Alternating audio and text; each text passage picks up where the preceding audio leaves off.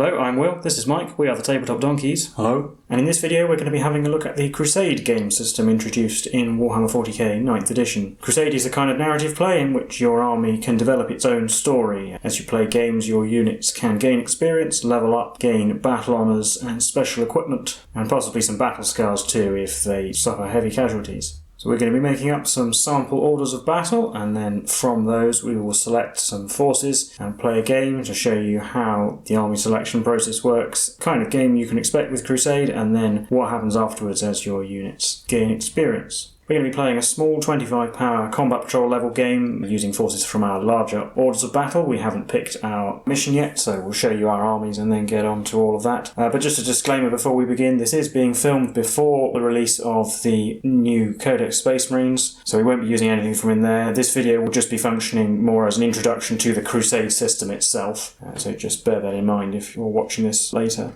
We're going to start off by showing our orders of battle, and then the forces we picked, and then get on to playing our game. So here is the Space Marine order of battle.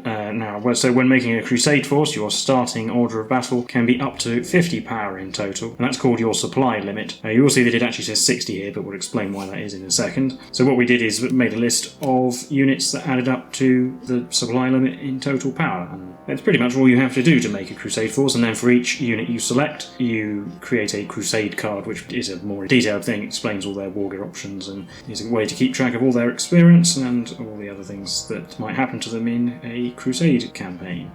And the headings at the top, we didn't bother making up names for these forces because they're only examples. And the Crusade faction is obviously Silver Templars and Space Marines. And then we've got Battle Tally and Battles 1, obviously both 0. Requisition points are basically a thing that you use to increase the size of your army and give it special upgrades and various other things. A starting Crusade force has 5 requisition points to spend, and so we both spent all of ours because there isn't any reason not to, and that's why the supply limit, as you see there, is 60 rather than 50, because Michael spent 2 of his requisition to increase his supply limit by 5 each time. But basically just allows him to take more units in total. And then here is his units list. We've got Captain in Gravis Armour, Primaris Librarian, Primaris Apothecary, a Redemptor Dreadnought, 2 units of 5 Intercessors, 1 with bolt rifles and 1 with Stalker bolt rifles, a unit of 5 Assault Intercessors, the Sergeant with a Plasma Pistol, 3 Inceptors with Assault Bolters, 5 Hellblasters, a Land Speeder with a Multi-Melter and the Typhoon Missile Launchers, and an Attack Bike with a Multi-Melter, and all that adds up to 60 power. There's no requirement for your order of battle to be battle forged or anything like that, although it might be a good idea to make sure you do have enough troops and HQ choices to field the whole army at the same time if you play a big enough game that you would want to do that. In our case we're only doing a 25 power game, so it would be very easy to make a battle forged army because they do have to be battle forged for Crusade games. And then, as I said, we have 5 requisition points to spend at the beginning. So Michael spent 2 to increase his supply limit up to 60. Yeah, and then I spent 1 to give the Captain a Warlord trait, because you don't get one for free, you actually have to pay a requisition for them, so I gave him Champion of Humanity. I spent another 1 to give the Librarian the Accomplished Duelist Warlord trait from the Silver Templars supplement, just in case I have him leading the army instead of the Captain. I spent my 5th point to make the Apothecary the Chief Apothecary from Psychic Awakening, which at the moment means he can use his healing ability twice. Yes, so Warlord traits and relics cost requisition points, and if you want to use any stratagems like Chief Apothecary, or for example Veteran Intercessors is another one, and the Death Guard have some as well, to upgrade your units, rather than spending your command points in a battle to do so, you spend requisition points at the beginning. So that's what's been done here with the Chief Apothecary. And finally, the column on the right is Crusade points, and these are essentially a measure of how experienced or advanced a unit has become. So they're basically a way of balancing different Crusade forces with different levels of experience. Because even when the points or power rating of the armies are the same, a more experienced army will have advantages like Warlord traits and relics and units that have gained battle honours. So essentially, as they gain stuff, Crusade points increase, and the side that has the lower Crusade points gets a small benefit in a game. So Warlord traits and relics and stratagem upgrades that you spend your requisition on increase the Crusade points, which is why those 3 units at the top have a Crusade point. And here we have an example of a Crusade card. This is for the Captain in Gravis Armour. So you can see all the information that's relevant to him has been written down here, including his equipment and Warlord trait, and his power rating and how many Crusade points he has. He has no experience points yet because he hasn't played any games. And then down the bottom is a space where you can put tallies for units destroyed, because that does gain experience for units if they destroy things, and also for their agendas, which we'll talk about in a second when we get onto the scenario rules. So this is just to keep track of all those things. And finally at the bottom, battle honours, battle scars they've gained, and also their rank. And every time they go up a rank, they can gain a battle honour. And here's my Death Guard order of battle. So obviously the faction's Death Guard. And my Crusade faction, I did note down that these would be from Mortarian's Anvil Plague Company, mainly because I just wanted to try out some of the things in it. I likewise spent 2 of my requisition to increase my supply limit to 60. And on my order of battle, we've got Lord Felthius, a Malignant Plague Caster, 7 Plague Marines, those ones have 2 light launchers, a champion with Plasma Gun and Power Fist, 5 Plague Marines with the same champion with a Plasma Gun, and the 7 Plague Marines have the Icon of Despair. Chaos Rhino, 20 Poxwalkers, Plague Burst Crawler with Entropy Cannons, Tainted Cohort is Lord Felthius' 3 Terminators, Scribbler's Wretch, the Tallyman, and an Oxys Blightbringer, and there's all their power ratings there. And so, as I said, I spent 2 requisition on increasing my supply limit. 1 to give Lord Felthius a Warlord trait, which is revoltingly resilient, and I also spent another 1 to give him the Harbinger of Nurgle stratagem upgrade from Psychic Awakening, which gives him the 6-inch aura of rerolling 1s to hit. So that increases his Crusade points up to 2 in total. And for the Tallyman, I spent a command point to give him the special Tallyman relic from Mortarian's Anvil, so he has also got a Crusade point. That's pretty much all you have to do to create a Crusade force. Then to play a game, you select an army and select a mission, and then follow the instructions given in the main rulebook. So that's exactly what we're going to do. We're going to select our 25 power armies from the larger orders of battle, and then roll up a scenario and settle the battlefield and get playing. So here is the 24 power actually, that Michael has picked from his order of battle. So this is a patrol attachment. You can see 1 HQ, 2 troops. So we've got the Captain in Gravis Armour, paid to give him the Champion of Humanity Warlord trait, unit of Intercessors with bolt rifles, and then on the right there's a unit with Stalker bolt rifles, and we've got a unit of Inceptors, and the attack bike with a multi-mother. In Crusade, the character with the highest leadership in your army has to be the Warlord, but there's only 1 character, so obviously that's going to be the Captain. And he has a Warlord trait. Actually, even if he wasn't the Warlord, he would still have that trait. And obviously with the Silver Templars, I'm going to use the Chapter Tactics from the White Dwarf issue. So it's effectively Duelist and Master of Stands. And you also have access to the special stratagems. And here's the 25 power that I've picked from my order of battle. So this is a patrol attachment. We've got 2 HQ and 2 troops choices. We've got Lord Felthius, and just as a reminder, he has the Warlord trait Revoltingly Resilient, and he has the stratagem upgrade that gives him a 6-inch aura of rerolling 1s to hit. And we've got the Malignant Plaguecaster, who again is Psychic Powers, Miasma Pestilence, and Blades of Future of Action. And we've got the 7-man Plague Marine squad with 2 Blight Launchers, Champion with Plasma Gun and Power Fist and the Icon of Despair, and a big unit of 20 Poxwalkers. And Lord Felthius does have to be the Warlord because he has the highest leadership. So we set up our battlefield like this, so here's an aerial view for you. So up in the top left there's 2 sets of ruins. They'll be using the ruins rules from the rulebook, and then the Alchemite stack will be obscuring terrain that also provides light cover. The same will apply to the Hematech reactor over here, and then there's a load of sort of pipe complexes here. These are barricades. These 2 thermic plasma regulators together, well, they count them as a single terrain piece, and they are an industrial structure as from the main rulebook. Then top right we've got a crane thing which will give that the dense coverall and unstable position. There's another Hematech reactor up there. Then in the centre there's some armed containers and some more ruins on the bottom right. And all the scattered boxes and things will count as barricades as well. And the mission we rolled up is called Supply Drop, and for this there are 3 objectives which we rolled off and placed. We've got 1 here on the left by this Hematech reactor. 1 in the middle, underneath the thermic plasma regulators. 1 of them has to be placed within 6 inches of the centre of the battlefield, so that's that one. And 1 over here by this crane. And the way this works is that from the start of the second battle round, at the beginning of a player's command phase, they gain victory points for holding objectives, and the number of victory points they gain goes up in the 4th and 5th battle rounds. But at the start of the 4th battle round, 1 of the 3 objectives is removed, and at the start of the 5th, another 1 is removed, and so there'll be only 1 left in the final battle round to score points from, and then whoever has the most victory points at the end is the winner.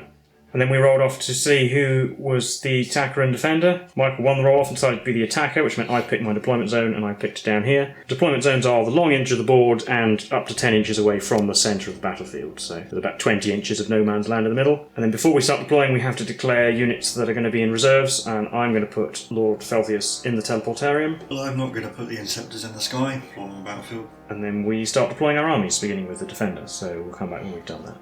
So let's show you the Space Marine deployment first, starting on the left. Yeah, so we've got the Inceptors in that little ruin, and in the middle we have both the Intercessor squads with the Grabs Captain, and over in the other corner is the attack bike.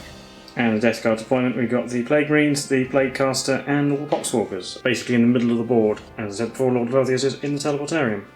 And for this battle, I start with 3 command points, and the Space Marines start with 4. It's 3 points each because it's a combat patrol level game. But the Space Marines gain an extra one because I have 2 Crusade points in my army, both on Lord Felthius, which give him his improvements, whereas the Space Marines only have 1, and the player with the lower Crusade points gains command points equal to half the difference, rounded up. It works out as 1 extra command point for the Space Marines. And I didn't mention before, but we picked our agendas for this game, which can help units gain extra experience at the end. And we both picked the Reaper agenda. So that means that the unit from our army that kills the most things by the end of the battle gains 2 extra experience points. And we'll see what all that means at the end of the game when we do the experience. Now we need to roll off to see who goes first. I rolled 5. I only got 3. I think I will go first. So we'll be on to Death Guard, turn 1. Start of my command phase, I gain a command point. We don't score any victory points yet. So here's my movement. Plague Marines have moved to their left. They're heading for that objective over there, hopefully. The Poxwalkers advanced. They rolled very well, so they moved out. They've moved out like that and just getting around the objective, as you can see there. And the Plaguecaster is tucked in there. He is within 3 inches of both units for the purposes of look out, sir. And I'm going to spend command point to play Cloud of Flies on the Plague Marines. And on to the Psychic phase. We're going to start trying to do a Miasma of Pestilence, so this goes off on a 6. That's a 5. Won't re-roll that, it's only Poxwalkers that it would be going on, so we're just going to try a Smite now. It will hit the Intercessors with the Bolt Rifles if it goes off. That's a 7, so it does. So they do 3 mortal wounds, all for 3. So take away that one, and the one next to him will take a wound. That's it for Psychic powers, on to my shooting phase. We'll start the shooting with the Plague Marines. They're going to shoot at the Inceptors. They are all in range, not in rapid fire though. Yeah, and I'm going to spend 2 command points to play Transhuman Physiology on them. Okay, so I can't wound them on anything better than a 4. But I will spend a command point for Virulent Rounds, which means that my bolt guns become plague weapons, and modified 6 is to wound or AP minus 4. So that puts us both down to 2 command points. Oh, and I do have to declare I will not be supercharging my plasma gun. We'll start with the Blight Launchers though. So we'll have 4 shots hitting on 3s. Well, that's 1 hit. Wounds on a 4, because Transhuman Physiology, that's a 5 though. So got +1 cover, so it's a 4+ armor save. 5 isn't? Oh, would have been fine anyway. 1 shot from not supercharged plasma gun, which hits on a 3, that's a hit. Wounds on a 4, that's a 1, so no wound. And I've got 4 shots with bolt guns hitting on 3s. Oh, they all hit. Wounding on 5s, but 6s are AP minus 4. Oh, 2 5s. Oh, and I can reroll that 1. I can reroll that 1 because they are plague weapons. Nope, still a 1. 2 wounds. So it's 2+ saves because we're in cover. Oh, failed 1. So an Incept will go down to 2 wounds. Well, that's it for my shooting phase and indeed for my turn. So be on to Space Marines turn 1. Start the Space Marines command phase, going up to 3 command points. So on the left-hand side of the battlefield, the Interceptors have moved out to get closer to that objective. Over here in the middle, the Intercessors with bolt rifles and the Captain have moved up. Intercessors with the Stalker bolt rifles are going to stay where they are for the moment. And then the attack bike has moved around. So yeah, we're on the shooting phase. Well, at the start of my shooting phase, I'm going to play rapid fire on the 4-man Intercessor squad. So they have rapid fire 2 bolt rifles. And then they're going to shoot the Poxwalkers. So we have 16 shots hitting on 3s, re-rolling ones because of the Captain. And I'll re-roll that too with Bond Marshal. Is that 13 hits? Wounding on 3s. It's only 7 wounds. 7, 5 plus Disgustingly Resilient. Made 2, so 5 Poxwalkers will die.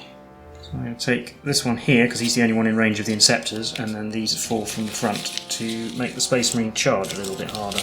So the Captain will go next. He'll fire his Bolt Storm Gauntlet at the Poxwalkers. 3 shots hitting on 2s, rolling 1s, and they all hit. Wounding on 3s. 2 wounds. Resistant using it. Oh, double 5. He doesn't kill any. Do the Intercessors with the Stalker bolt rifles next. The only thing they can really shoot at is the Poxwalkers. We'll have 4 Stalker bolt rifles and a frag grenade from the grenade launcher into them. So I'll do the grenade launcher first. It gets 6 shots because it's shooting at a big unit. Hit on 3s, rolling 1s.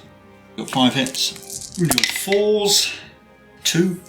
And made 1, failed 1. Another Poxwalker goes down. I'll take them all away in a minute. And then 4 Stalker bolt rifles. Hitting on 3s, rolling 1s. Good job with reroll 1s. They all hit. Wounding on 3s. 2. They are 2 damage each, so I'm going to roll these 2 at a time. So that kills 1 and 2. I think we'll carry on in the same vein and take these 2 here and that one.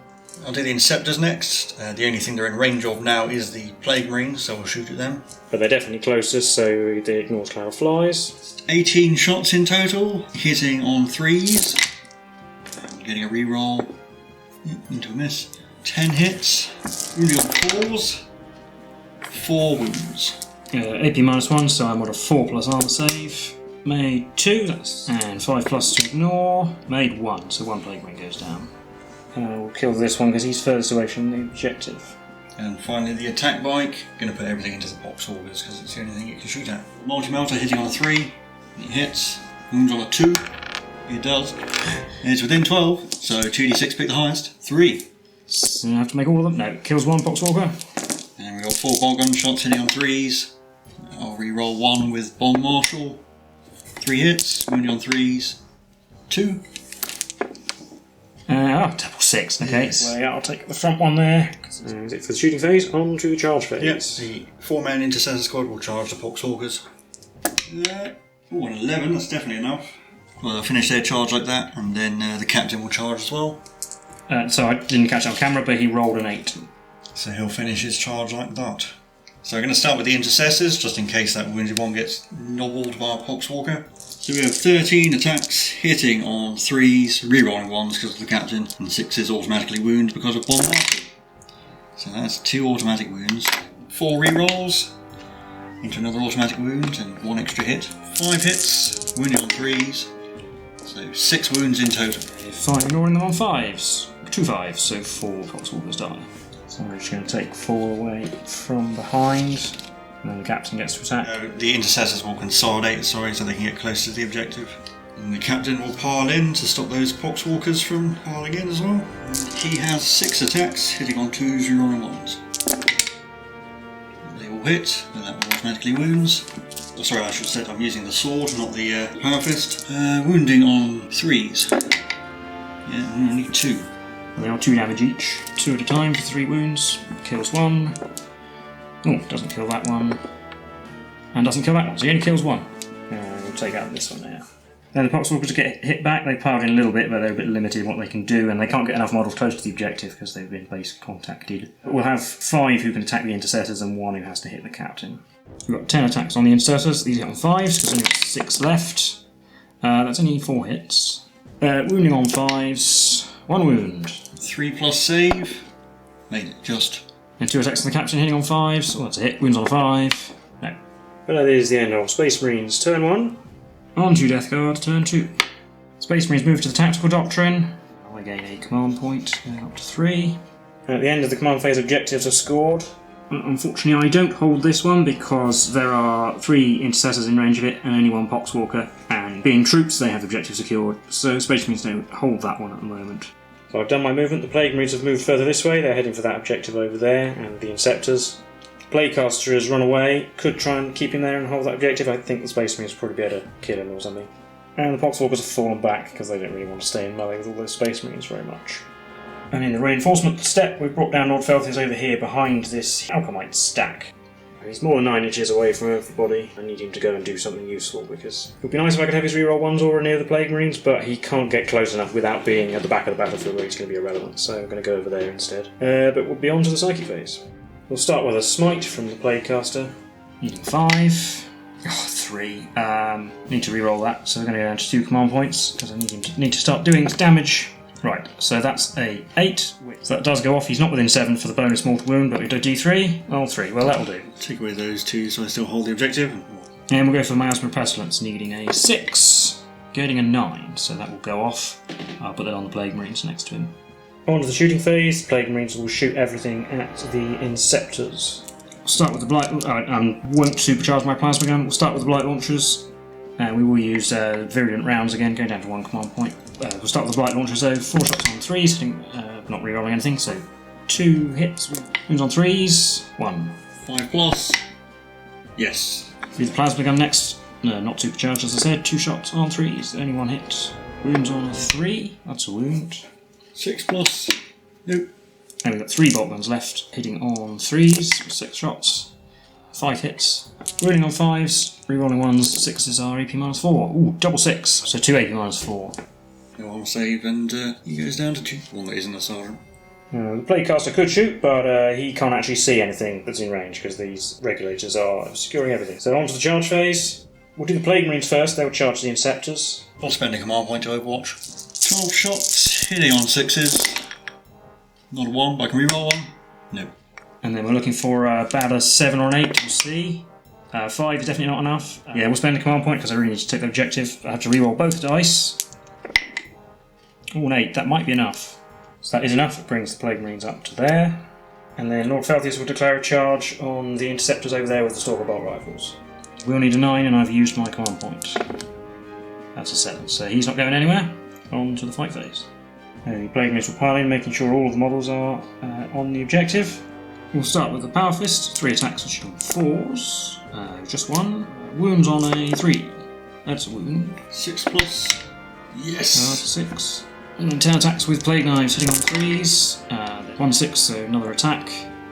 That's 7 hits in total. Wounding on 5s, re-rolling 1s. There's a 1, 3 wounds, 3 wounds. 3 plus saves. Failed 2. So I needed 1 dice. 4 attacks back, hitting on 4s because of miasma. 6 is automatically wound. There's an auto wound. I can re-roll 1 because of Bomb Marshal. Nope. Wounding on 5s. 1 wound. 3 plus save. Or failed. Disgusting resilient. Oh, he killed 1. So we'll lose this one here.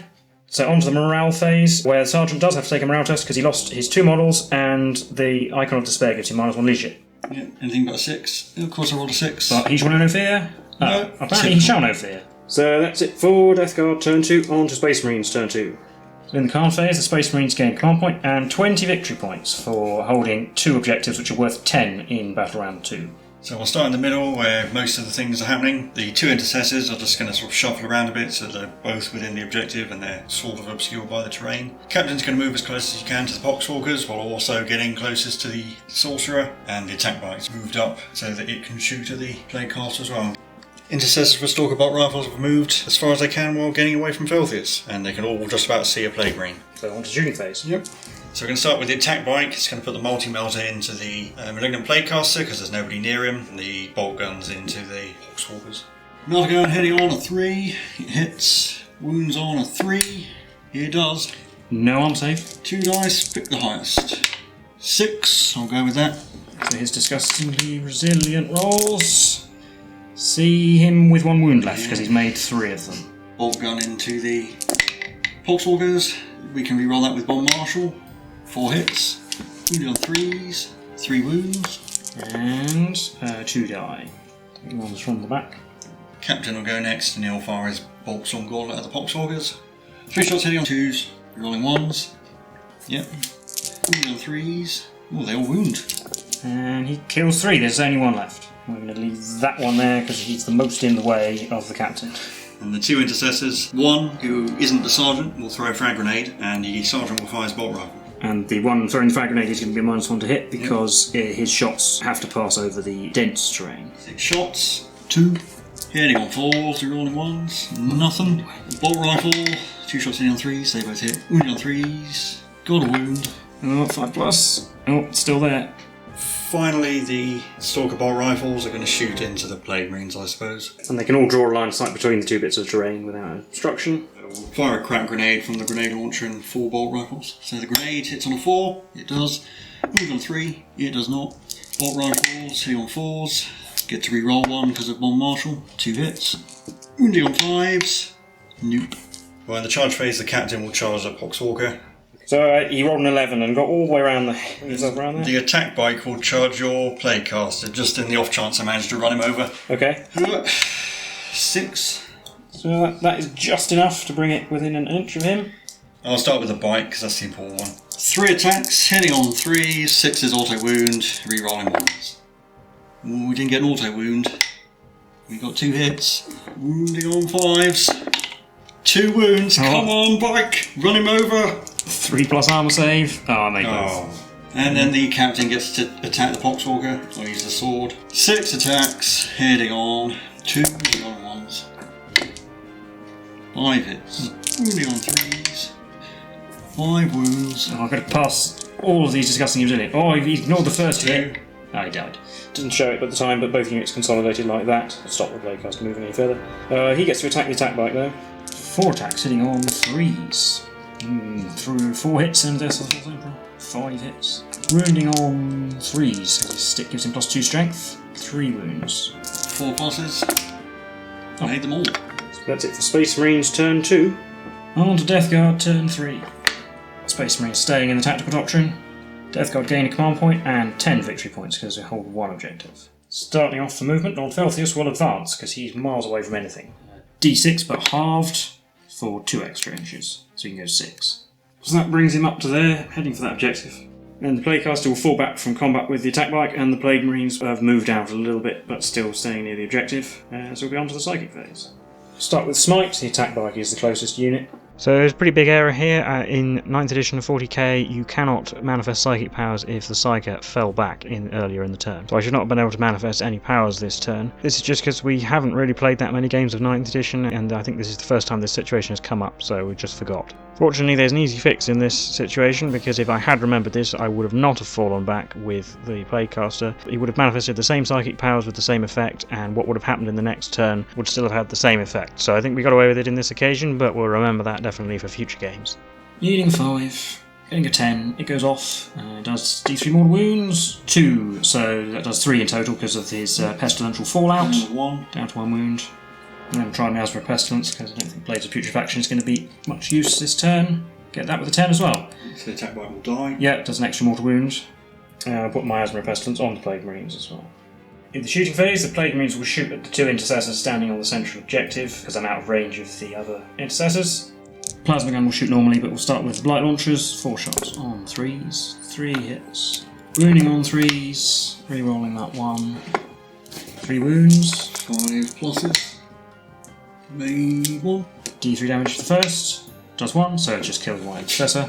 Plasma gun 2 shots on 3s, double 1, good thing I didn't overcharge. And 4 shots with the remaining bolt guns on 3s, 2 hits. Wounding on 4s, 1 wound. 3 plus.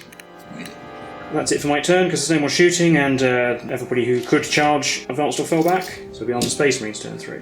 Space Marines gain a command point and 10 victory points, putting them up to 30 in total, because they have 1 objective. Yeah, we'll count this one, this yellow dice means I've got 20 as well, so 10 plus 20.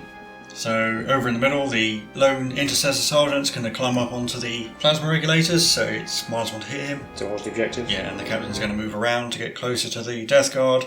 And over here, Stalker Bolt Rifles are going to continue their trek to the corner of the battlefield. On to the shooting phase. Well, the captain will shoot his pistol at the spellcaster. 3 shots hitting on 2s, they all hit. Wounding on 5s. They all wound. They all wound. It's a pistol weapon though, isn't it? Yeah. So it is AP, it's no AP. So, but still 3 plus. Ooh, that 1 goes through. Disgustingly resilient. It's a 5. Sarge will shoot him with his bolt rifle. 2 shots hitting on 3s, they both hit. Wounds on 5s, 1 wound. But Tactical Doctrine means it is AP -2, so 5 plus. Nope. And can I make another disgusting mistake? I cannot. He dies. So the Plaguecaster, who has been a nuisance, goes down. And finally, the intercessors with the Stalker Bolt Rifles are going to shoot at the Plague Marines. So 5 shots hitting on 4s, and I can reroll that. Into a hit. Wounding on 5s. Well, there's 2. At AP -2, so 5 plus, make 1 failed 1, and 2 damage for the Stalker Bolt Rifle. Kills a Plague Marine. So obviously we're going to lose a bolt gun. And in the charge phase, the captain will charge the Plague Marines. Okay, I won't bother overwatching. And I need an 8, getting a 12, 6 attacks. I'm going to use my Power Fist because it's already -1 to hit, doesn't stack with Miasma Pestilence. So it caps out -1 in 9th edition. I'm going to spend a command point to play Death to the Traitors, so that if he rolls a 6 to hit, he'll cause an extra attack. Go down to 1 command point. So we have 6 attacks, hitting on 3s, re-rolling 1s, 6s, cause an extra attack, and automatically wound. 3 1s, no 6s. There's a 6, so that's an auto wound and an extra hit. Wounding on 3s. I'll take those 5 wounds. It'll be 6 pluses because we're not in the Assault Doctrine yet. AP -6. I've made 1, so that's 4 going through. Yeah, D3 damage. 1 for the first one. That kills somebody. And then through.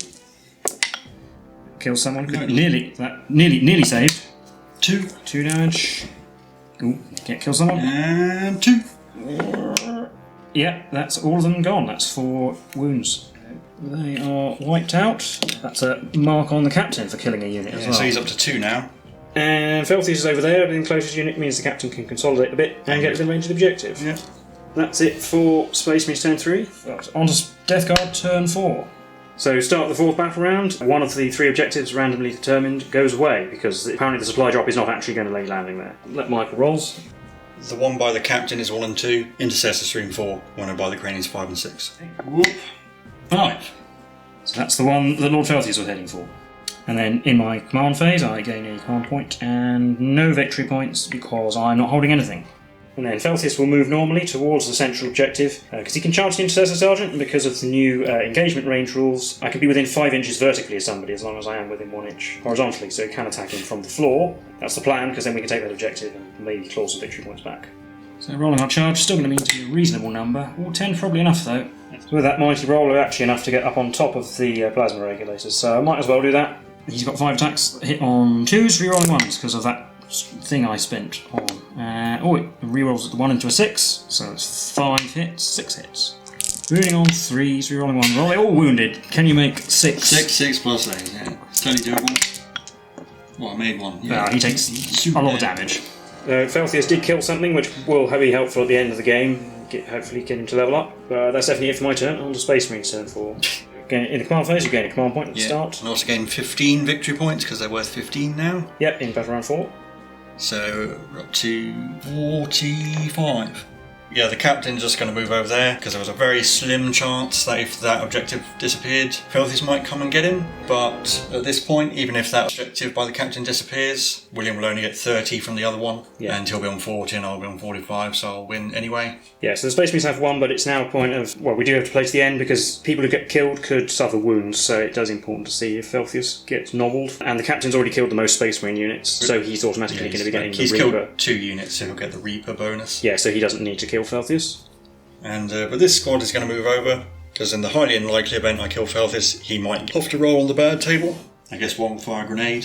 I'll just roll a red dice for the grenade. And we're heading on 4s because you're -1 to hit, or we're -1 to hit for moving. Yeah, you moved and I'm all standing in terrain. Yeah, but it's so either way. -1 maximum. So heading on 4s. I'll re-roll that 2 with 1 martial. Do a hit. Now we're good. The red one wounds on a 3. The white ones roll wound on a 5. 2. So the crack grenade is AP -1, so 3 plus, which I passed, and the Stalkerbot rifle is AP -2. That's a 1, I failed. 2 damage, which I ignore on 4s. Oh, ignored 1, so he takes a wound down to 5. But that's it for Space Marines, turn 4. On to Death Guard, turn 5. Start the 5th battle round, another objective disappears. Oh, I guess I'll roll this one. 1 to 3 is this one down here on the left by the captain, and 4 to 6 is the one in the middle. Yeah.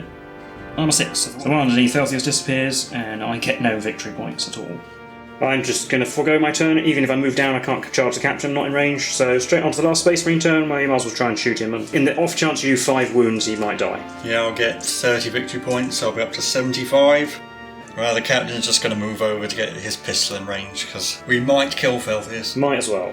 So we'll do the Stalkerbot rifles first, plus a grenade launcher with the crack grenade. So they're all hitting on 4 still, because he's on the gantry. So 3 goes away, I'll re-roll that with bomb marshal and miss. Red roll wounds on a 3, white on 5s. Single wound. Alright, AP -2. Oh, that's another one. Another 2 damage. Oh, ignores 1, down to 4. Yeah, the captain can't technically kill him with his bolt pistol and he's not going to charge. So the final victory points are Space Marines have 75 and the Death Guard only have 10. So obviously a Space Marine victory in the game, but there's all the post-battle sequence yet to do. So obviously the Space Marines won, which means they do get to claim the victor bonus for the scenario, which is an additional requisition point. You always gain a requisition point for playing in a battle, but the victor in this one gets 2. Next, you can see we've lined all the units up. We need to do out-of-action tests. So if a unit was completely destroyed, we have to roll a dice for them, and on a 1, something bad might happen. So, well, let's start with the Space Marines, I suppose. So we'll start with the attack bike on the left. He's fine. The intercessors are fine. Yeah. And the inceptors, just fine. Yep. Then for the Death Guard, only Felthius survived. The Poxwalkers, that's fine. Plague Marines, they're alright. And the Plague Caster. Oh, he's fine. So no injuries or loss of experience, which are the 2 options. So now that we've done that, everyone who took part in the battle gains an experience. Then each of us can choose a unit to mark for greatness, in which case they gain 3 experience. So I'm going to pick the captain because he's obviously the best. Well, I think we'll pick Felthius because the other lot clearly are not marked for greatness after that showing. So they're both on 4. Then a unit gains 1 experience for every 3rd enemy unit it has destroyed in total. Nobody did, so... But those do carry over to future battles, so we will keep track of those for all the units. And then any agendas that are achieved. So again, the captain killed the most units, so he gets an extra 2. He gets the Reaper agenda. Well, the Poxwalkers didn't kill anything, but all my other units got 1 kill each, and when that's the case I can choose. I'm actually going to pick the Plague Marine, so they will gain extra 2 experience points, which takes them up to 3. So now we move on to Battle Honours, and anyone who gained up a rank can gain a Battle Honour. In this case it's only the Captain, because it's 5 experience to do that, the first level. Yeah, and you can choose to gain a Battle Trait, a Weapon Enhancement, or a Crusade Relic. And I'm actually going to give him a Crusade Relic. I'm going to give him the Artisan Bionics, which increases Strength by 1, and every time he takes a wound on a 5+, he doesn't lose a wound. So he's a Death God now. Nobody else gained any more Battle Honours.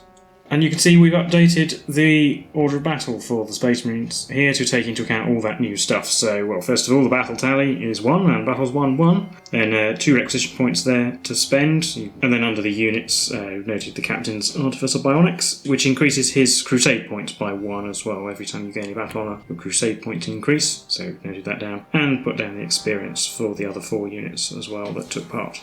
And just to show the Captain's Crusade card as well after the battle, he's got 6 experience points now, and his Crusade points have gone up. Artisan Bionics has been noted down there, which gives him the 5+ to ignore damage.